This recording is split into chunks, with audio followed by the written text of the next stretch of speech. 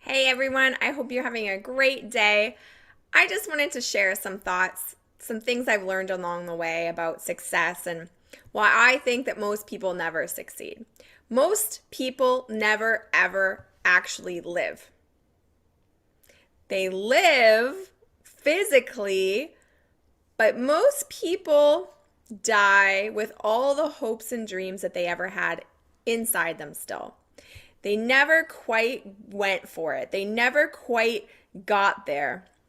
Why is that? We're all kids. We're all born with great things. When we're kids, someone was talking this weekend about what do you want to be when you grow up, and their kid said a fire truck, like not a fireman, but a fire truck. Because when you're a kid, you literally think you can be anything. And some people would argue maybe you can, right?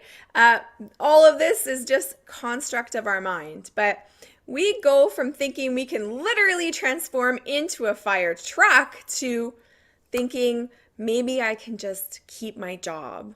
Maybe I can just retire without being totally broke. Maybe I can just help my kids go to school. We start to forget about or stop believing somewhere along the way that living a life where we can do whatever we want, where we can travel wherever we want, where we can live a retirement of our dreams or a life of our dreams, we start to somewhere along the lines believe that that's not real, that that's not real life.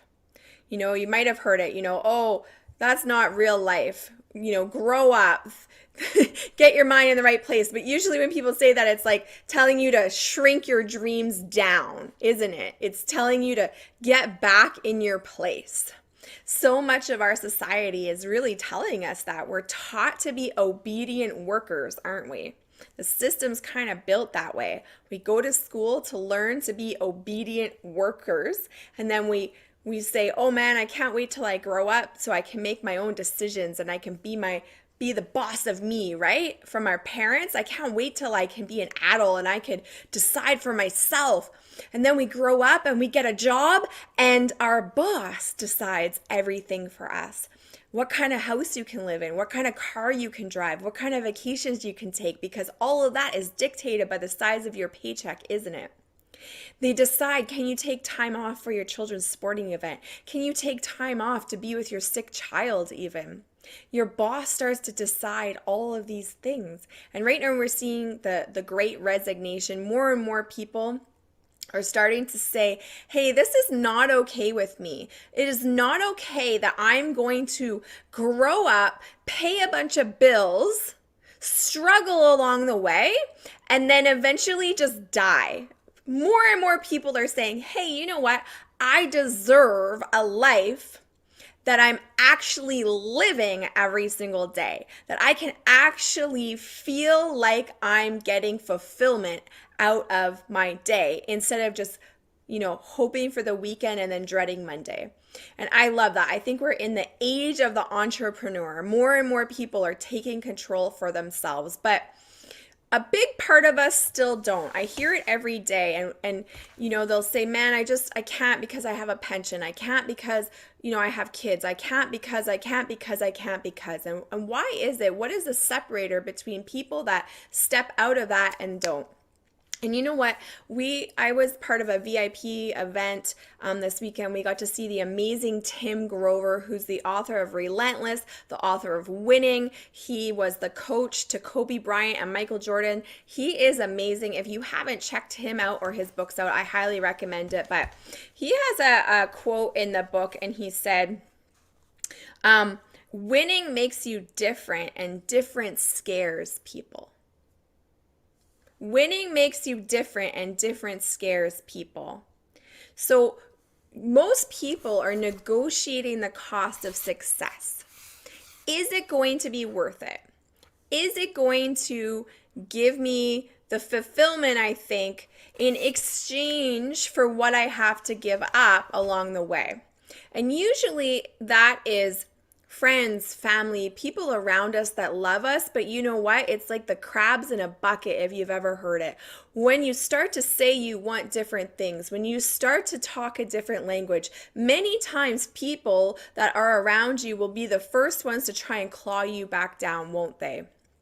I really think it's because it's shining a light on their own mediocrity. It's shining a light on their own unhappiness in their life, and they just don't know how to get out of it, or they don't know how to change it. So it's really not about you. It's actually really about them and their own insecurities.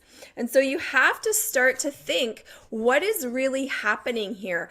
Is what they're saying really a reflection of me being able to succeed, or is it really a reflection of the insecurities or unhappiness that they feel in their own lives?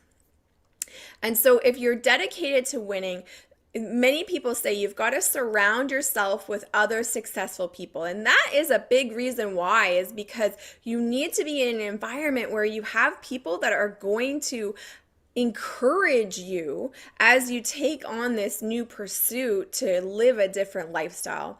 Have people that have conversations about things that are in the future instead of things that are always in the background, right? Oh, when we were in high school, remember this. Oh, remember that good time. You ever notice a lot of people, everything good that ever happened to them was in the past? What about going forward? What's happening in the future? I want to be with people that are talking about the great things that are to come and that are making the moves to make those great things become possible in their lives. So stop being afraid of what you will become or who you might lose along the way, and start being afraid of who you will be if you never, ever, ever say yes to yourself. What things are you going to miss out on? What hopes or dreams are going to die inside of you if you never start to say yes to yourself? Say yes to yourself. Those things that are inside of you were placed there for a reason.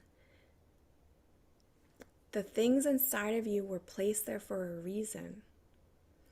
The hopes and dreams you have for yourself, that little thing inside of you that's saying, man, life isn't supposed to be this hard. Life isn't supposed to be this constant struggle. It's there because it's right. And you can start to more and more say yes to yourself and start to live a different life. I don't know what that looks like for you, but I really believe that more of us need to start living this gift that was given to us and stop being so darn afraid of what's going to happen if you do that. So I hope this was helpful. I like I said, I encourage you to connect with some of Tim Grover's stuff. But my wish for you is that if you have that little voice inside of you that's saying, I think there's something more for me, that you listen to it, that you open the door to it, and you finally start to live your life. Have a great day.